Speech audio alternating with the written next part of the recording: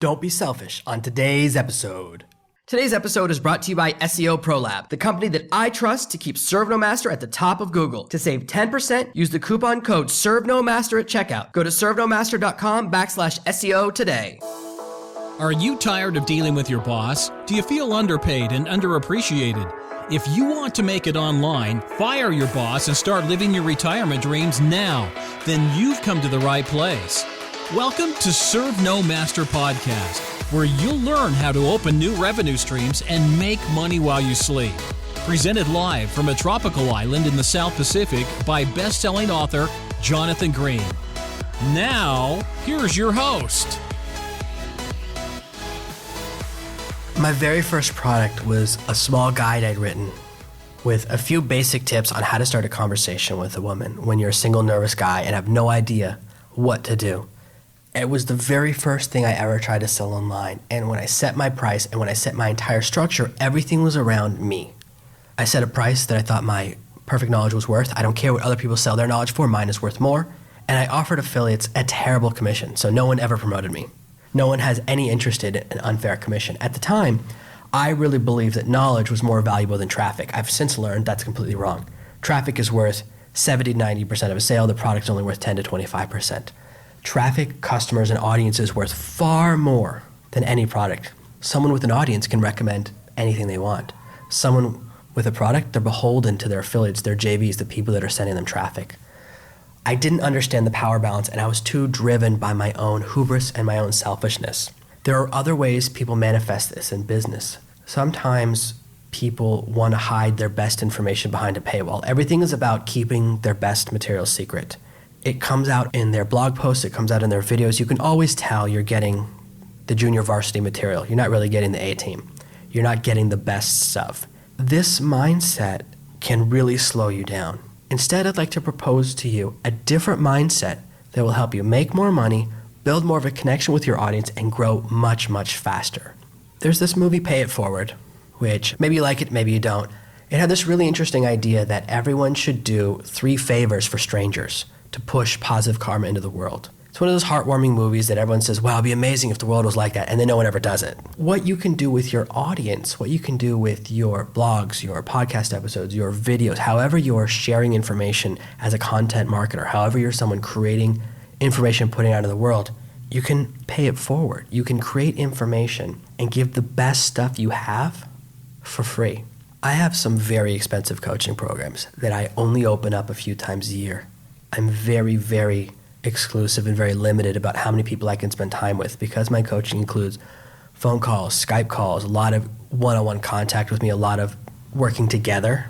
I can't have 100 people in there. I wouldn't be able to personally oversee 100 people working on a project. It would be impossible. Most of the information you get inside my high-level coaching program, you can find if you go through all of my other books, all of my blog posts, every single podcast episode. You can find all of that information for free. When people purchase a course, more than anything else, they're purchasing the structure, they're purchasing the organization. When I purchase a course, it's about the steps in the process more than anything else. I often know all the things I need to do. I knew exactly what I needed to do to launch my first Amazon book. I didn't know the right order. The order is exactly what I needed to find out, and I paid a lot of money to learn it from someone else. Since then, I've refined and improved their system 5 or 6-fold. But that first piece of information, that first little nugget was what I really, really needed. Giving away your material for free is not a mistake. It's not a foolish mistake. It's a way of paying it forward. You'll develop a connection with your audience, and audience will fall in love with you. Every time I'm on the phone with a potential coaching client, someone who goes through the cycle and they simply can't afford it, I give them a series of tools and training that's free on my blog, free in some podcast episodes, to help them make enough money so the next cycle they'll have enough profit to be able to buy into my course, buy into my coaching, buy into one of my training programs from profit rather than from debt. They're astounded that I give away this type of information for free. Why would I help people make money online for free when there's nothing in it for me? But that's the wrong mindset. You don't want to be selfish. You don't want to be caught up in this me mindset. You want to focus on giving and pushing positiveness into the world. Whether you want to call it karma or something else, the more good things you do for the people around you, the more you help your list, the longer the relationship will be. It's very easy to make a quick buck off someone. Very, very easy. Unfortunately, if that's what you want to do, nothing I'm teaching you in any of my podcasts or lessons teaches you how to do it. I don't teach that method. I'm aware of it, I know how to do it, but I have no interest in that. I'm interested in long-term relationships. You're listening to this podcast episode. I would like you to listen to the next 1,000 podcast episodes. I would like us to grow together to the point where you quit your job, you're a millionaire, you have total control of your destiny, and we still have a relationship over the next 5, 10, 20 years. That's the relationship I'm looking for, the longevity. When longevity is your mindset, when you believe in the business you're building, when you're building a business instead of a hobby, when you're building something you believe in, and you're looking at the long view, it makes sense to form a long-term relationship. A short-term relationship with a customer, you can make $1,000. You can squeeze $1,000 out of almost anybody. But a long-term relationship with that same customer who maybe pays you $3 or $4 the first year, $10 the next year, begins to grow, pays you a couple $100, maybe over the next 10, 30 years, they end up paying you $10,000 or $20,000 to help them grow. And as they hit each different plateau or moment where they need to overcome and grow, when they want to go from $1,000 a day to $10,000 a day, when they want to go from $1 million to $10 million in their business, they'll turn to you at these huge moments, and you can form these really, really powerful relationships because you started off giving away a lot of free content. I don't hold anything back in my material. I used to really have that mindset. And it comes from this idea that you have a secret piece of knowledge that people can only find out if they pay for it. It works as a sales technique, but it doesn't work forming a long-term relationship. There are certain advanced techniques that I don't share in every forum. I don't share my most secret material in public platforms. That's true. I do save a few very special things to accelerate or turbocharge for my high-end coaching clients, for my product purchasers. But for the structure of launching a book, for every single step you need to launch a bestseller, to write your own first book, get it on Amazon, get an amazing cover, launch it, and have success, make some money from it, you don't have to pay me a penny. The knowledge is there. If you want to take that and then build it into a really big business, that's when the next phase, that's when you begin to have to pay for things with me. But I don't hide material behind a paywall with the mindset of forcing people to buy. I want people to be able to make money before they buy anything from me. I want to make the world a little bit of a better place. I want to help people out. That's a little bit my mindset. And when you have that mindset, people will really form a relationship with you. It's kind of that old saying, a leader can be feared or loved. I'd rather be feared. I'd rather be loved. I would rather have my audience love me than fear me. I'm past that phase of my life, and maybe it has to do with getting a little older, having a couple of kids, but it definitely, my philosophy has changed and my business has grown massively because of it. You want to form a business with a great deal of goodwill. The structure of goodwill is everything. When your audience likes you, those people who can't afford your products, those people who can't afford to purchase from you right now, they can't really afford something, instead of leaving them in the dust, you're helping them a little bit. And they will tell anyone they know how wonderful you are. They will become the greatest affiliates and the greatest proselytizers for you. People that you help without squeezing them will leave you reviews, will leave you video reviews, will follow all of your courses, will post links on social media. They'll tell everyone how wonderful your message is. Treating people the right way has a great deal of financial benefit. So the first part, I told you all the great reasons to do it for morality and for creating a better world, but you can also do it because financially in the long term it's better. When you help people out and create these ardent fans, they will send you real customers, real traffic, real following, help you grow your business, and you'll make a great deal of financial gain simply because they're total believers in you. Goodwill is one of the most valuable currencies that you can have. When you're thinking about writing blog posts, writing emails to your list, providing content, recording videos, give your best. Give your best content on those ideas. Give your really solid material. You can save a few of your top secret tips and some of the accelerators, things that magnify the growth for the inside. When people buy your courses, most of the time they want that information, all those different blog posts, they want them in the right order. How many times have people purchased books that were originally blogs? You write a couple hundred blog posts and then you turn it into a book. People buy the book because they want the structure and the organization. I've purchased books exactly the same way. Organization and structure, knowing the right order of things is very, very valuable. In every industry I've entered, in every market I've dabbled with, I've discovered that the order of things is the most important thing to know. Most people have an idea of the right things to do. They just don't know the right order. Pretty much everyone out there, if I said write down the steps of writing a book and getting it published, they would be able to write them down. They just wouldn't have them in the right order. And they wouldn't know how many different pieces you need of each one. How many reviews do I need? How many sales do I need? They don't know specifics like that, but they would know the right steps, just not the right order and not the right magnitude of them. But they would know the right steps. The same thing for almost anything else. When you give your audience really good information, they begin to trust you, love you, and want to connect with you. They'll want to help you grow because they appreciate what you're doing. They appreciate the value you're giving them, the knowledge you're giving them, and that you don't hide things from them. They feel like they can trust you. They feel like they know you. And that rapport, that connection is really what provides longevity in your business. And it's a lot easier to form a business based on goodwill. It's very hard to play the secret wizard shell game with your customers and feel good about it all the time. You forget what you're trying to hide. You forget what's a secret. You forget what's not a secret. It's very hard to stay on top of all of that stuff. It's very complicated, and there's really no value in it. Your audience isn't going to appreciate it. Giving your audience your best is about building legacy. Everything you put online is there forever. Every blog post you write, every podcast episode, every video you make will be online forever, for all of eternity. I have videos that I made 7, 8, 9, 10 years ago to review different products, and I put them on YouTube. I don't remember the password to that channel, and I don't have that email address anymore. Even if I wanted to delete those videos, I never could. Plus, they got uploaded to 10 or 20 different websites. I definitely don't know the logins to all those other websites. Things we do get disseminated, copied, spread out, and they're permanent. The blog posts you write, if they have really solid information, they can become permanent. Everything I know about Amazon, you can find through blog posts, through these podcast episodes, through my website, through all of the different things I share, through some of the books that I'm releasing on Amazon now to share more and more of my secrets. It doesn't matter because the market is always changing. My techniques are changing all the time. The things I was doing on Amazon 3 months ago are very different from what I'm doing now. I'm always adapting to my market, understanding my market more, finding new opportunities, changing the way I approach the business. If I give away everything I knew 6 months ago, it's almost irrelevant because everything I'm doing now has changed. And the same in most markets I approach. All of my relationship market material changes all the time. I release new products every few months because the science, the technology, and culture changes. A dating book from 20 years ago. Perfect example is The Rules. That's a very popular book for women. It's designed to take control of the relationship and get a guy to fall in love with you.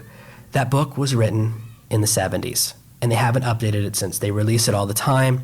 Some of the advice it gives is based on if your whole family shares one telephone downstairs in the kitchen. Our world hasn't been like that in so long. Everyone has their own cell phone now. When I was in high school, I had a pager. So even when I was high school, a long time ago, the technology had changed. Following the structure of the rules, it doesn't make sense because it doesn't take into account the way technology has changed. And culture changes as well. The way people communicate with each other changes every few years. The advent of texting, then the advent of Twitter, then the advent of Snapchat, then the changing of these different technologies, the way people message each other through Facebook, the way we communicate, the slang we use, the structure of conversation, it changes. Many of the things that we think are static are not static. The way people date changes every 5 or 7 years.